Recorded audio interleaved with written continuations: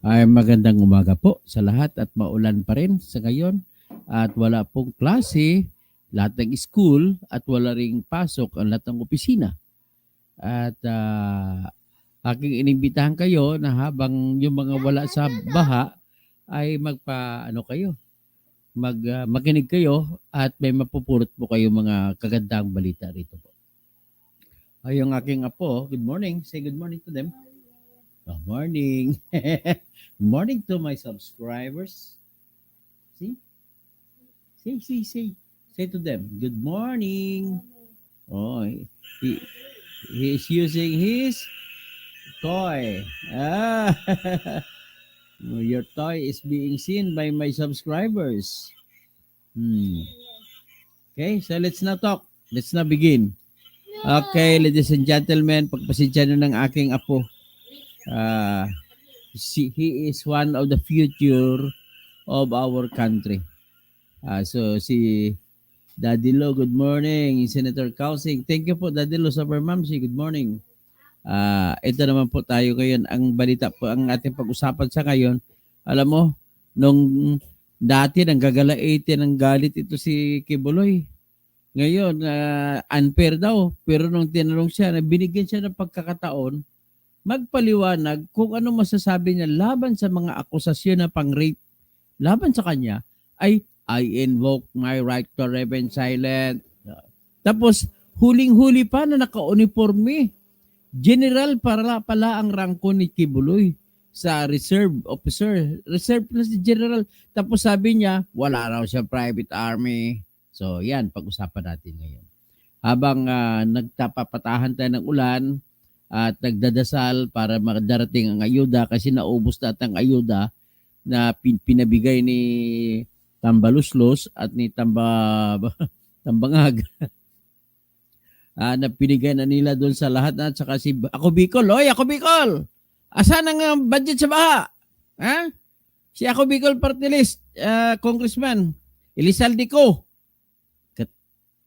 Kakahiya ka talaga. You are the biggest shit of Bicol. Stop saying that you are clean. Ha? Mr. Ako Bicol Elizalde Co, the chairman of the Appropriations Committee, do not say that you are a clean man because your corporation, SunWest Corporation, captured a billion peso, more than a billion peso contract in Parmali. Yabang-yabang mo. Alam mo, lagi mo na sinasabi, ay nag-divest na po ako sa aking mga korporasyon. Mr. Ako Bicol Party List, Kawatan, Mr. Kawatan Elizalde Co, ipakita mo muna ang pruweba, ang pinirmahan mo na deed of absolute sale na binenta mo na ang iyong korporasyon na SunWest Corporation. Ipakita mo rin ang resibo ng Bureau of Internal Revenue na nagbayad ka ng buwis sa pagbenta ng iyong mga shares of stock sa SunWest Corporation na siyang kumupo ng malaking bahagi sa kontrata ng Parmali. So, ibig sabihin nito, kumita siya sa panahon ni Duterte, gusto pa niyang kikita ngayon sa panahon ni BBM at ni Romualdez. Ganon ka-klaseng tao yan, walang utang na loob sa itong klaseng kawatan na walang utang na loob sa kapwa-kawatan. Ay, nako. Tingnan mo ngayon ng Bicol, tagarian ka. Asa na punta yung flood control project na ginawa ninyo ni Tambaluslos? Ha? Huwag mo sabihin sa lakas ng ulan, may gali. Kung malakas ang ulan, hindi ang tubig ay dadaloy lang at dadaloy papunta sa dagat kung talagang maayos ang ating mga drainage, maayos ang ating mga ilog. Kung maayos ang ating mga ilog natin, dapat tinanggalan ng mga buhangin sa ilalim at tinabi para makadaloy ng hustong tubig. Ha? Intindi? Pero ngayon, ang ginagawa nyo, sabi, ayon pa kay Attorney Insurrecto na aming chairman sa Bunyog Pagkakaisa Parte, ay nagpa-picture taking lang ang mga bulldozer. Kumuha kuno ng mga buhangin dyan sa Bicol. Ay, Mr. Picture Taking. O, asa naman siya, no? Ito naman, hindi na alam ni Bongbong ang gagawin. Nagdasal na lang. Sabi niya, hayaan na lang natin na matapos ang bagyo. Grabe. Tapos, ni isa, kahit dyan sa Bicol mismo, mga Bicolano na mga opisyal mismo, hindi, wag na natin isipin si BBM kasi wala namang kwenta yan. Hindi yung asahan yan. Kayo mismo, hindi kayo gumalaw. Inanunsyo na nga ng Pag-asa na magkaulan. Tapos hindi kayo naghanda. Wala man lang kahit sana kung naghanda kayo mga bangka o kung ano naman. Sige, so much for that. Punta mo na tayo kay Kibuloy. Hindi man lang napastop ni Kibuloy ang ulan. Hindi si Kibuloy na to Oh, ang pag-usapan natin po ngayon sa ngayon kay Kibuloy ay itong sinabi niya matapang siya. Pero nang kaharap niya sa Senado, ang sinasabi lang, I invoke my right to remain silent. Wala siya magagawa. Ngayon, ang tinatanong sa kanya, itong sitwasyon, pinasalita lahat ng mga testigo na biktima niya. Binabanggit kung paano niya hinalay itong Ukrainian, nagbabanggit, nagkikwento. Ito si Alias Marie, nagbabanggit kung paano sa hinalay. Ito nagbanggit na rin si Alias Amanda doon kung paano sa hinalay. Nagbanggit na rin pati yung si Sofia na Ukrainian kung paano sila hinalay. Si alias Nina. So ngayon, binigyan ka ng pagkakataon, I invoke my right to remain silent. Sana you will be silent. Crispin Rivera, Maya Paabak, sa mga kabalin ko dyan, sana hindi wala kayong ulan dyan. May ulan ba sa Pampanga, Le? Oh. Ang aking mga client dyan sa Pampanga na tinulungan na ipanalo ko po sa bilyonaryo po ang kalaban namin dyan na ipanalo namin. Ha? Ang istorya na kwento, maiksing kwento lang. Mahigit 10 years, naalala nyo ba nung sumibat si Delphine Lee ng Globisatic at piniki niya mga pangalan ng tao na kunwari Pag-ibig members at ginamit niya pangalan na yan at ibinenta dun sa mga pangalan na yan yung 10,000 units niya na mga house and lot dun sa Severa. Sa Severa Mabalacat, Severa Bacolor at Zamera Subdivision dyan sa Angeles City. So binenta niya. Para may benta niya, ang problema kasi, kukunti lang nag-apply.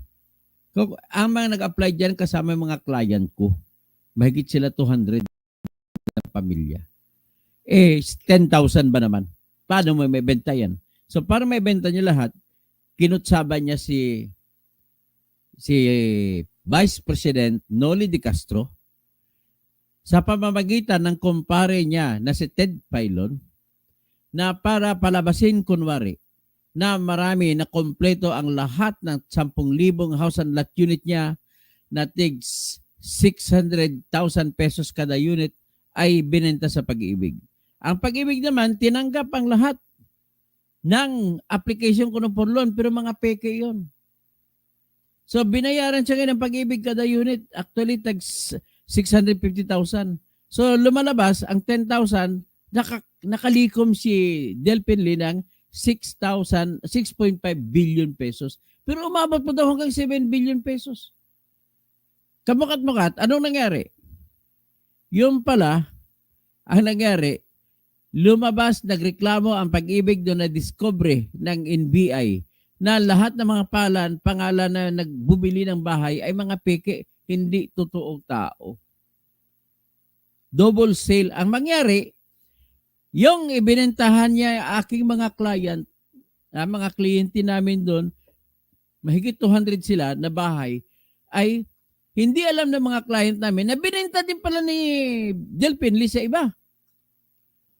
Ang binenta nila sa mga client namin, binenta ni Delphine Lee doon sa mga peke, hindi totoong Pag-ibig buyers. Yan ganun katindi ang mga korupsyon. Okay, punta mo na tayo kay Kibuloy. Balikan ko na lang yan. At least nanalo kami ron, inutos na ng Human Settlement Adjudication Commission na ibalik ang loan sa dating usapan. Wala nang increase at ibalik, huwag tanggalin ang mga client namin sa kanilang mga bahay-bahay. Ganun po.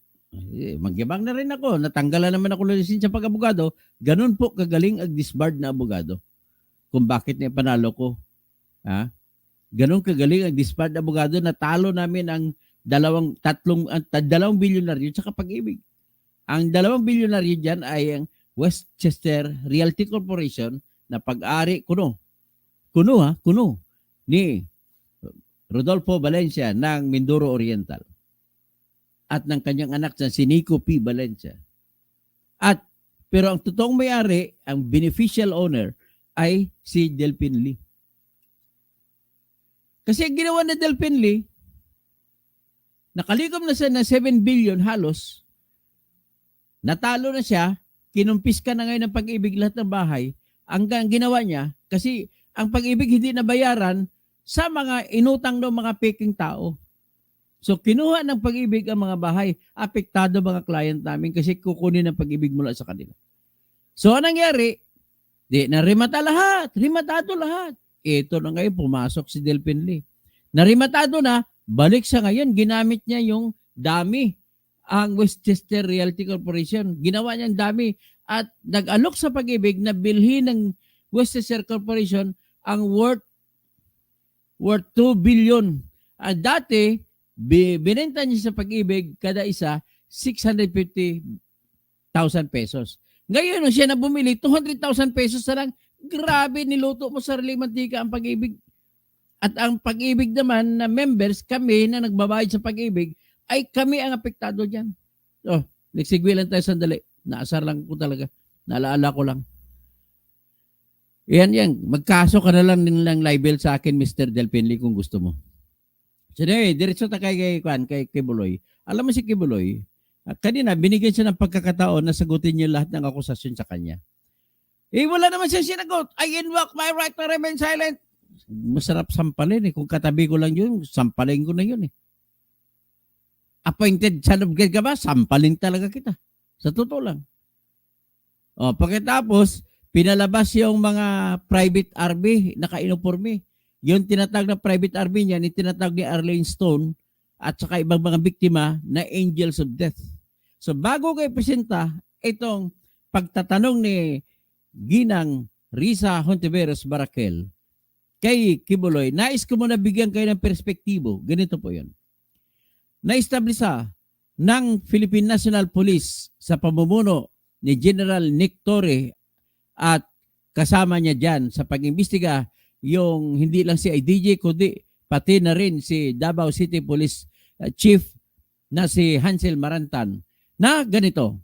Magre-recruit sila mga babae, mga lalaki, pagkatapos may tinatawag na grooming. Step 2, grooming. Ano yung grooming? Kung sa lalaki pa, grooming, nagpapapugi. Kung sa babae, ganun din ang tinatawag na papaganda. Grooming. Ibig sabihin, grooming ay inaalagaan. Alagaan nila, tapos doon nila hiwa-hiwalayin kung sino ang mga babaeng magaganda, yun ang ilalagay nila sa tinatawag na pastoral. So pastoral naman, may dalawang klase. The inner pastoral at saka the outer pastoral.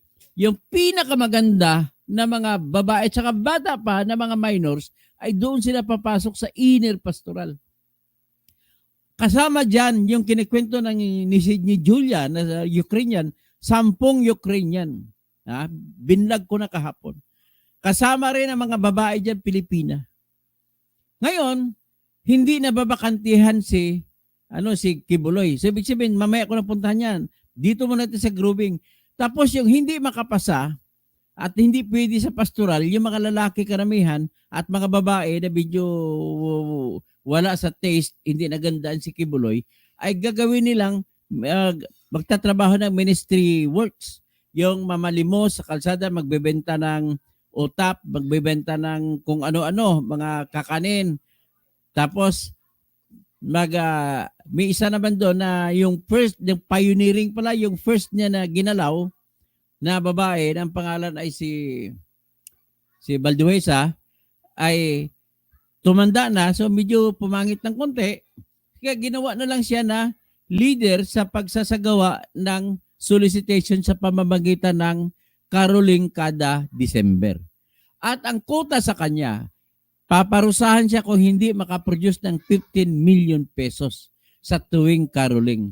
Kaya ang ginagawa ng babaeng ito, dahil siya naman ay talagang naguhumaling sa makadiyos kuno na pananalita ni Kibuloy, ay talagang pinilit niya at nakalikom talaga siya ng 15 million kada Pasko. 30 years na ginawa niyan. So, ibig sabihin, kahit 10 million na lang for 30 years, 10 times 30, 300 million na nabuo sa caroling pa lang. Ganon po ang ginawa ni Kibuloy. Ayon sa pulis. Tapos, yung mga babae naman na magaganda, ginawa niya doon ng mga harem niya. Kasi sabi ni Colonel Hansel Marantan, idol na idol talaga ni Apollo Carion Kibuloy, si Haring Solomon. Nainggit siya kay Haring Solomon kasi mayroon siyang 1,000 wives. 700 ang official wives at saka 300 ang concubines. Ang concubines, kabit, ibig sabihin. So, gano'n na-discover ng pulis. So, ngayon, siyempre, darating din ang punto na mahimasmasan o mapukaw ang damdamin ng mga biktima para hindi sila aalis. Dito na ngayon papasok ang papel ng angels of death. Sila ang pumapatay, sila nagtutorture ng mga titiwalag, gustong tumiwalag, gustong umalis na mga members. Lalo pa yung mga magaganda. Yung magaganda talagang pinapatay niya. Kasi sobrang siloso si Kibuloy, kahit na makipag-usap lang sa text o sa messenger, yung mga magagandang babae, ipapatay niya. Ganon po siya katindi. So ngayon, nung tinanong siya kanina, lahat ng mga akusasyon, para siyang ang tanging masabi na lamang niya ay I invoke my right to remain silent. Sige, nakita ko na, ipabigay ko na sa inyo yung actually, sa huli na natin pag-usapan yung firearms, no? Para ito muna, pag-usapan natin yung kung gaano, i-upload ko muna si Mr. Apollo Carion Kibuloy. Sabi ng ng apo ko, shout out. Shout out. Shout out, shut up. Shut up. Shut up. Okay. Maraming salamat, Miss Jocelyn, at talagang mabuhay kayo sa kuha, no? Yung matagumpay na pagkuha nyo sa anak ninyo. And salamat din sa pagbanggit sa DSW at DepEd dahil mamaya may itatanong din tayong kahit mabilis sa kanila dun sa pag-rehabilitate ng mga bata na kinuha na ng magulang o ng gobyerno sa KOJC kaugnay ng moving forward natin mula sa itong napakarami at matitinding problemang naiimbestigahan natin dito. Maraming salamat, Ms. Jocelyn. Paki-stay on sa hearing natin in case may iba pang mga kaugnay na tanong. Maraming salamat. Salamat po. Ito na, tatanungin na si Kibuloy. Makinig kayo. So ngayon po, dadako na po ako kay Apollo Kibuloy. So, Mr. bibigyan ko po kayo ng pagkakataon na magresponde sa mga akusasyong ito. At marami po sila. Pero unang tanong po. Bago yung unang tanong, ibig sabihin, kinlaro ni Risa Hontiveros na pati si Amanda yung naunang timistigo ay alam ko na narinig naman ni Kibuloy yun. Kaya bibigyan na siya ng pagkataon. Pero bago yan, nagtanong muna dito si Senator Risa Hontiveros Barakel kung ilan ba talaga member ni Kibuloy. Dati sinabi na 8 million, ngayon 7 million. Kung totoo yan, magpustaan na lang kami. Magpustaan na lang kami kung sino mas maraming boto sa aming dalawa. Kung mas maraming boto si Kibuloy kaysa sa akin, talo ako. Pero kung mas maraming boto ko kay Kibuloy sa pagkasenado, panalo ako. Mr. Kibuloy, mga followers ni Kibuloy, pakinggan nyo.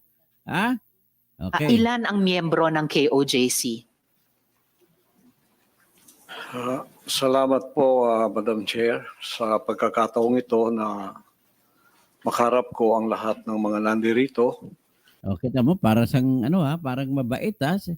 at narinig ko ang kanilang mga testimonya. Tika mo na. Tika mo na ang katabi niya si Attorney Israelito Torrio, no, katabi niyo. At magpasimula po tayo kay Miss Valdehuesa. Pastor Kibuloy, Mr. Kibuloy, Madam yung Chair. tanong ko muna, ilan ang miyembro ng KOJC? More or less po Yung hirap siya sa sumagot. tingnan ko po muna ang exact na Kahit in estimate po. more or less po including mga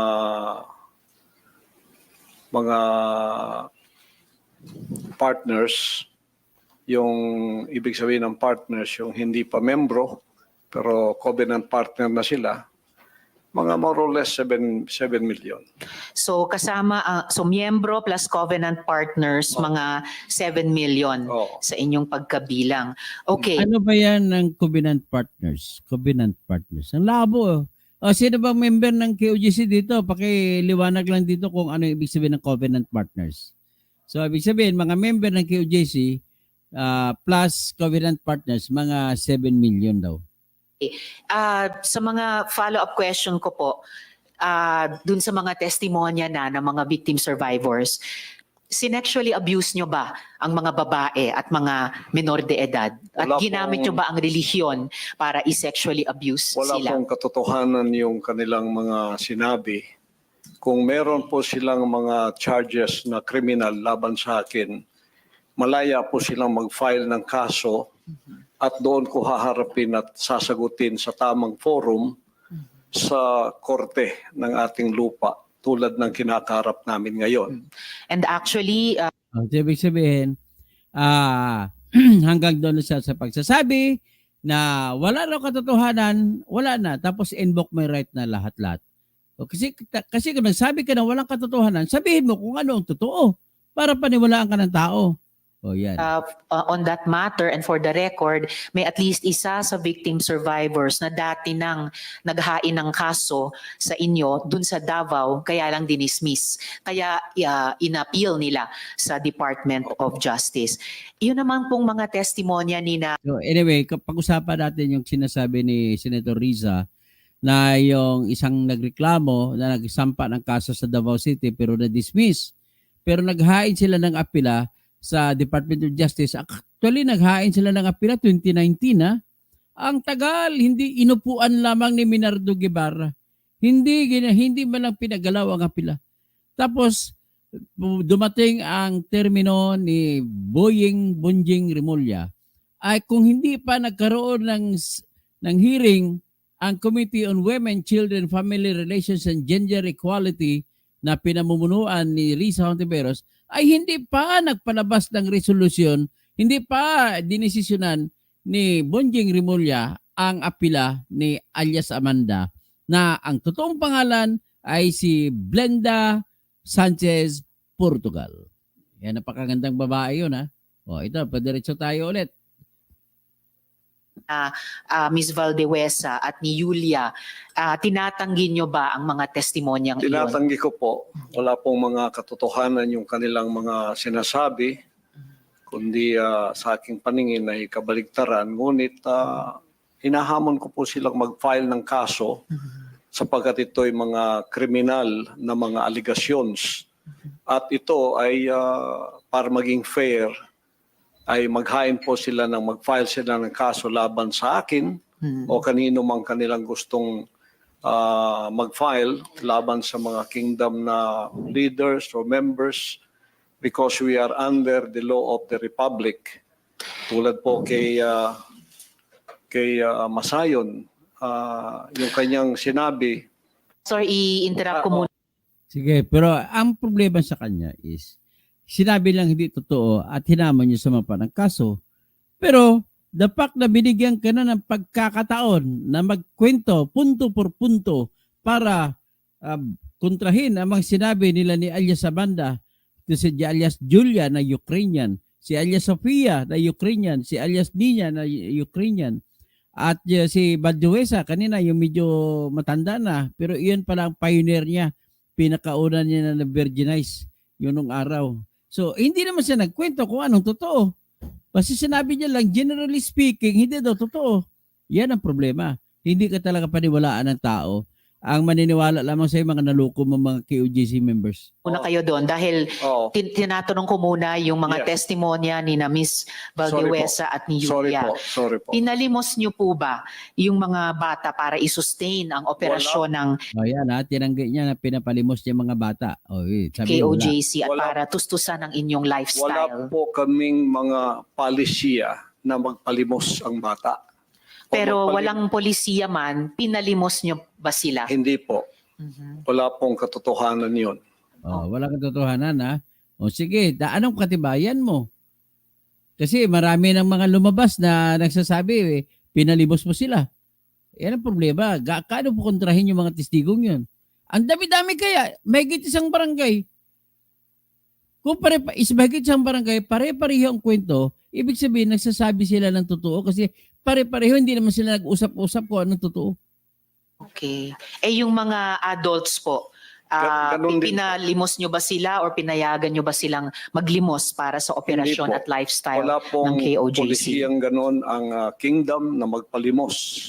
Wala mang polisiya pero pinalimos nyo ba sila, Hindi yung po. mga adults? Hindi po. Wala pong katotohanan yun. Alright. wala Pinayagan na nyo ba yung katotohanan. pang-aabuso at pag-torture sa mga miyembro nyo? Hindi Halimbawa po. yung parusang dry fast. Hindi rin po polisiya ng kingdom ang batas ng pagparusa ng tao ay ipapasting para mamatay. Napansin ko po, lagi kayo Okay, tinatanggi niya. Pero ang totoo dyan, ang dry fasting po kasi ganito yan. Ilagay nila sa Bartolina. Lumabas yan, may Bartolina pala sila dyan sa Tamayong. Ang mga pinaparusahang mga babae o lalaki ay ipiprisuhin doon sa Bartolina at hindi pinapakain, hindi rin pinapainom ng tubig. Yan pong ibig sabihin ng dry fasting. Sino yun, Loy? yung nagre-refer sa polisiya, pero ang tinatanong ko po ay yung practice. Practice. So, pinaabuso nyo ba, pinatotorture nyo ba yung mga miyembro nyo? Pinapa-dry fast nyo ba sila? Sa freedom of religion po natin, meron tayong separation of church and state. Mag-lecture pa siya, separation of church and state, sa freedom of religion. At tulad ng sinabi ko, yung fasting ay voluntary. Voluntary daw, ha? Sino ba mag-volunteer na walang kain-kainan? Kung tatanggapin mo. Hindi po ipinipilit. Alright. Kayo ba yung nakaisip nung modus na piliting magpakasal yung mga miyembro nyo na hindi naman magkarelasyon para manatili sila sa ibang bansa? Sino po? Yan, ha? Ang modus na ibig sabihin, marriage scam, no? Meron silang membro, official na rin si Dindo, ang citizen siya ng Canada. Ngayon, para manatili mga ibang babae ron, ipakasal kay Dindo na walang tabi-tabihan sa kama. Pagkatapos, after a while, magdi-divorce, asawa naman ulit. So ilang beses sila nila nagamit si Dindo. O yun, pakinggan natin. Pong nakaisip nun, nung modus na yon? Because this is under the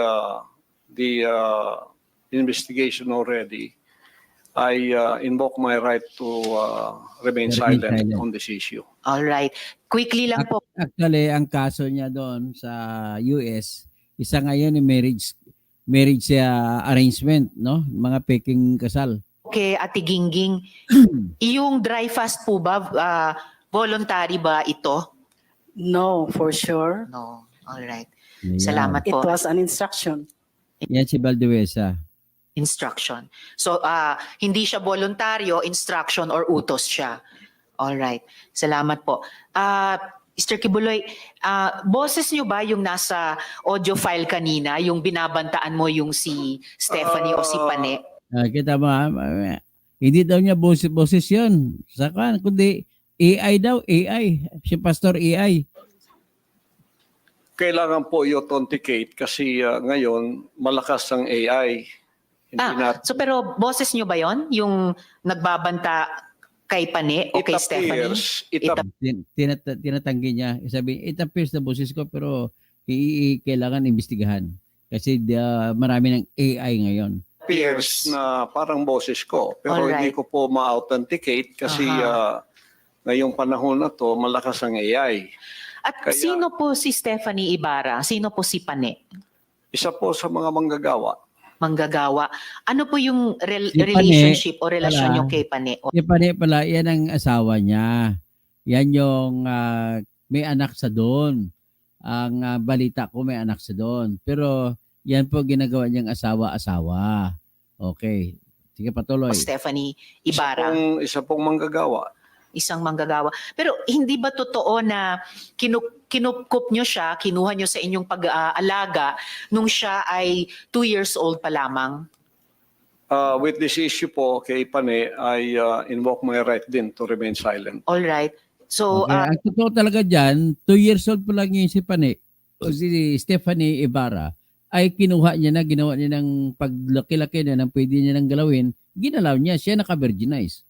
pero sa pagkaalam po namin, inalagaan nyo siya nung bata pa lamang siya. So, parang naging tatay kayo ni Stephanie o Pane Ibarra. Tama po ba?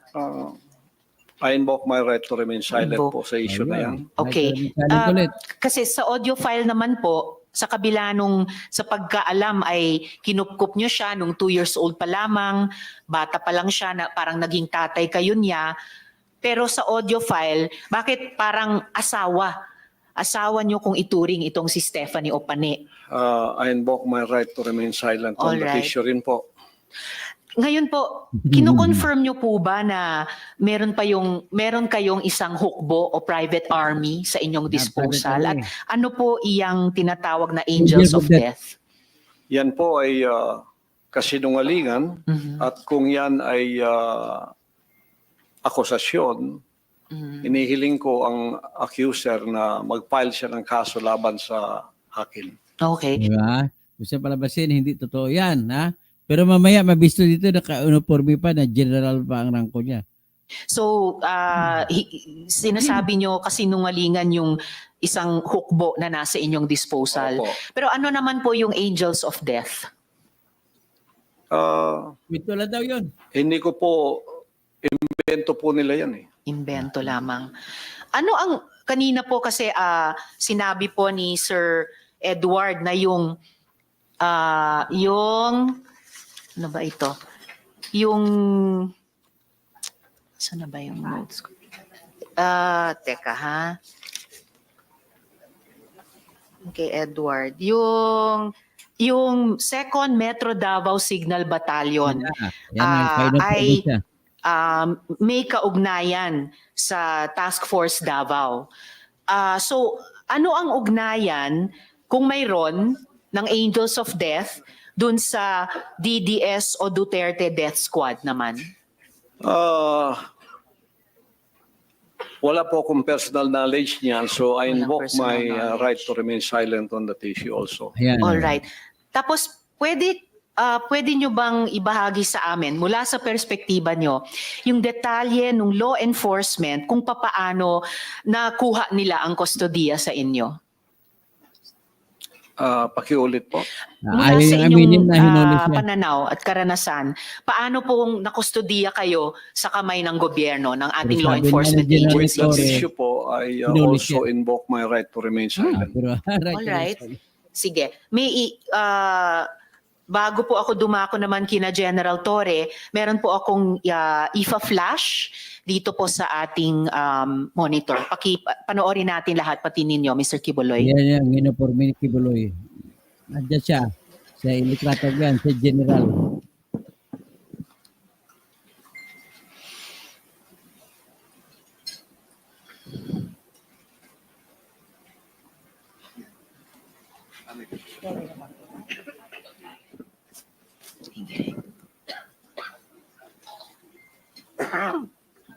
Ay, taga naman.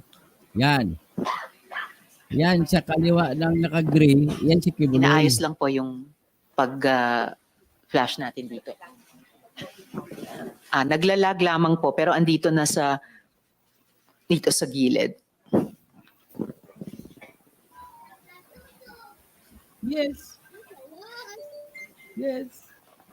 Meron pa lang ako nakikitang pamagat ng event na closing ceremony. Okay. Welcome closing ceremony. Yan, Military orientation training. Baka ito yung binanggit ni Edward kanina na ganitong klaseng training ng mga paaru na nasa 2nd Metro Davao Signal Battalion na may kinalaman sa Task Which- Force Davao, yung paaru sa ilalim ng 11 RCDG or yung 1105th Community Defense Center. Okay. Edward, alam nyo ba itong closing ceremonies ng military orientation training na to?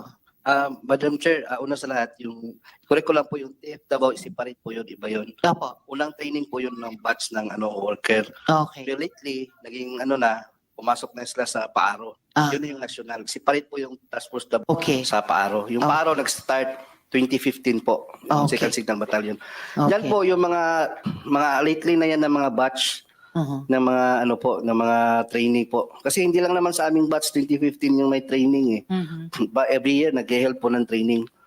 Kung mapapansin niyo po, pagkakaalam ko hindi pa Brigadier General po si Buloy nung time na yan, nung time namin. Mhm. Parang bago lang ata yan naging Brigadier General sa Brigadier reserve. General, Yes, Kibuloy, na nakikita natin sa litrato na natakpan lang ng Opo. pagbilog sa kanila pero BGen, Pastor Apollo C, Opo, then I sa suppose plane po. Kibuloy. Apo. Pwede nyo bang i-confirm ito, Mr. Kibuloy?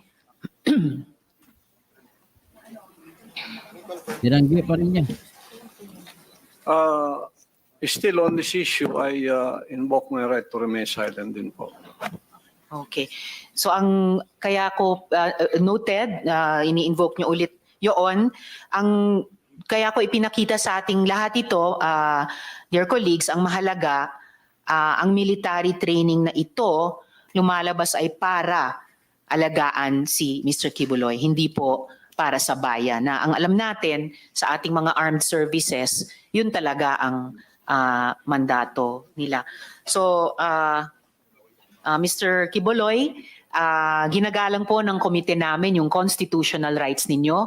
Ang mahalaga ay nabigyan kayo ng pagkakataon na magsalita rito. And then, ngayon po naman, please, of course, you will stay on sa hearing para kung may iba pang tanong sa inyo bago tayo matapos, bago tayo mag-adjourn. Ngayon po, tungo tayo sa ating law enforcement naman. So kung maaari, Okay, so iyan lang muna ang ating babanatan.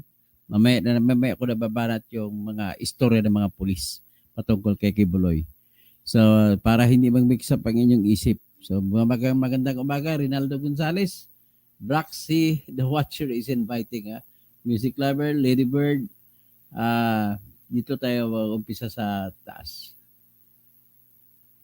Okay. So pinakaunang pumasok si Daddy Lou, tapos si Super Mamshi, good morning.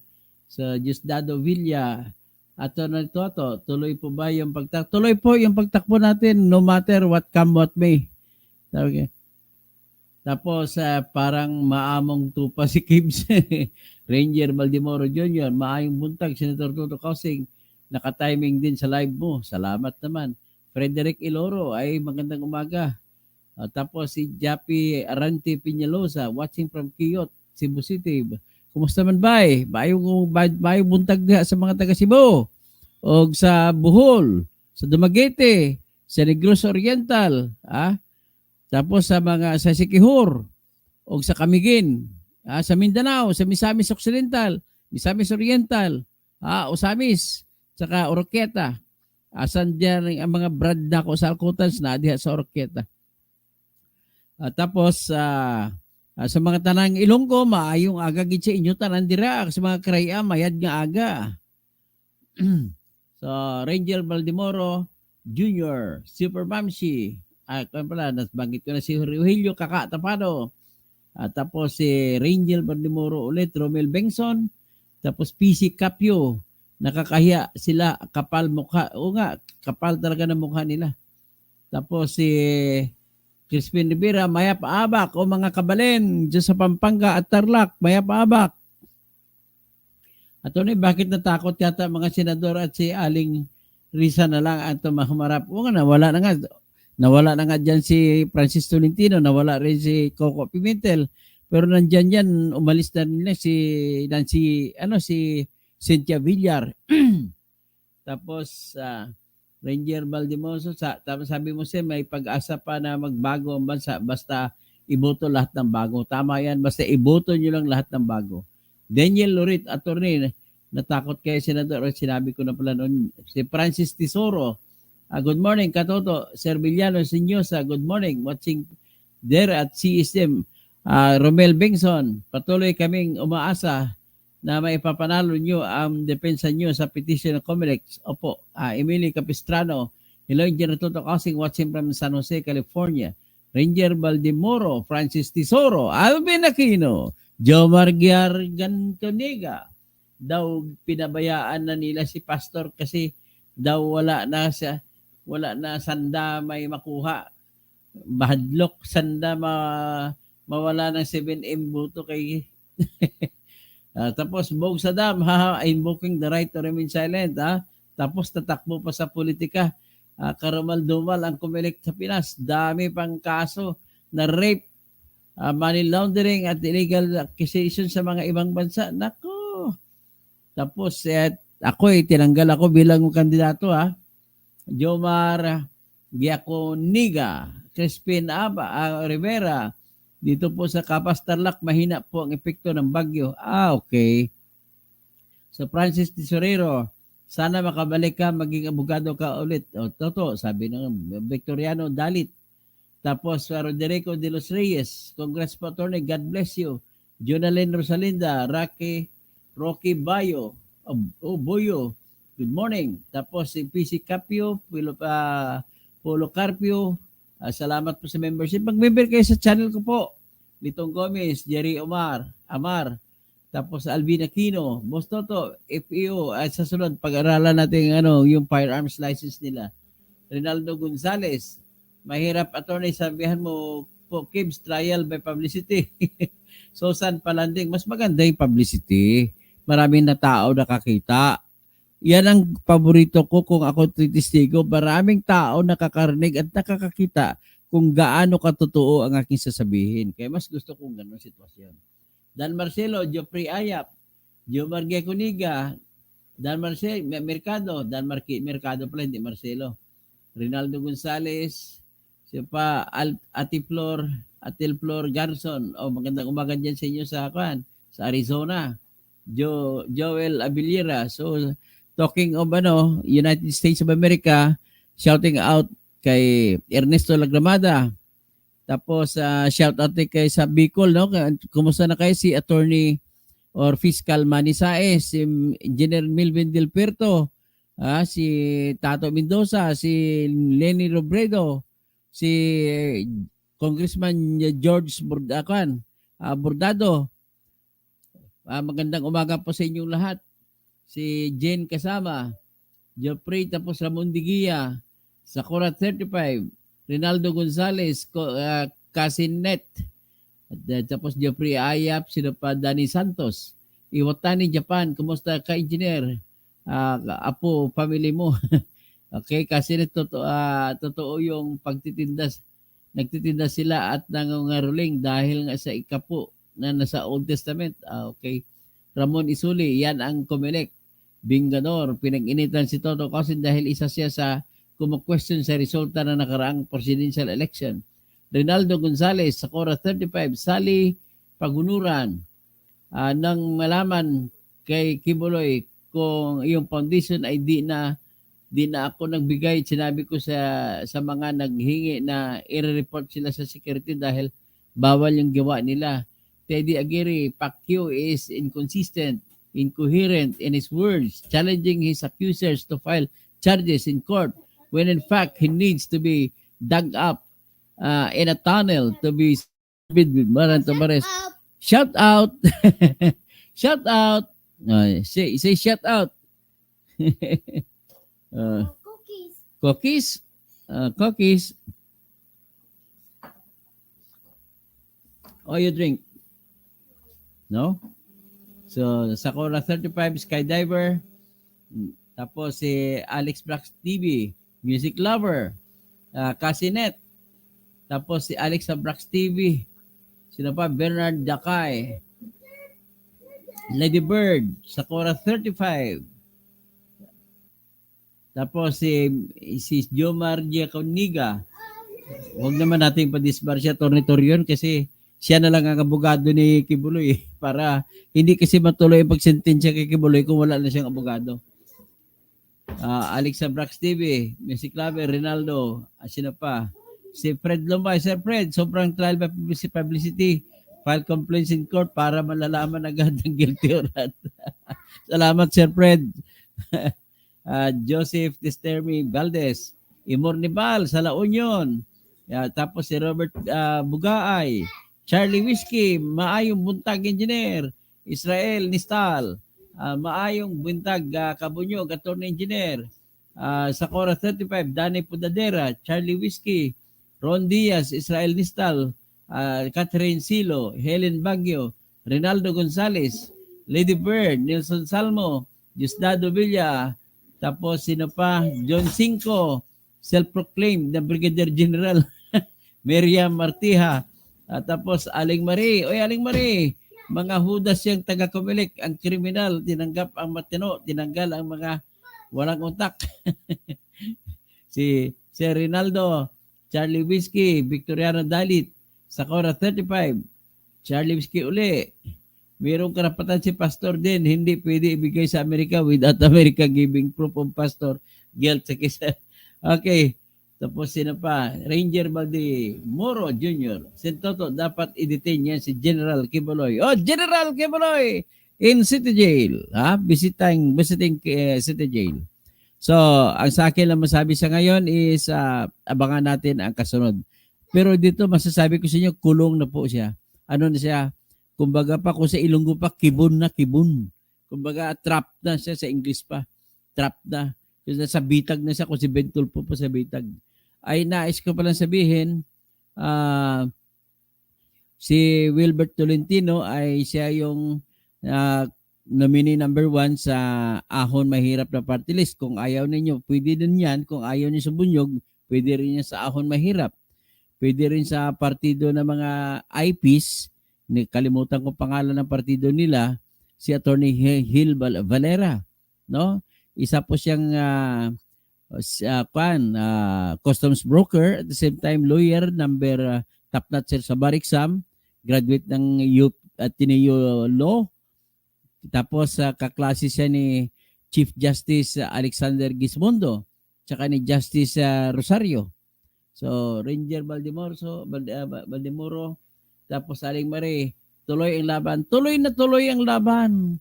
Okay, before I go out, sasabihin ko lang na gusto ipatanggal ng Comelec ang pangalan ko sa baluta dahil daw ay disbarred ako.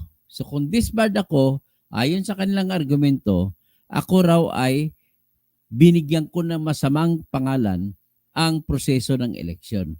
At binibigyan ko ng sakahiyan ang eleksyon. Kaya ako ay, sabi nila, walang totoong intensyon na tumakbong pagkasenador.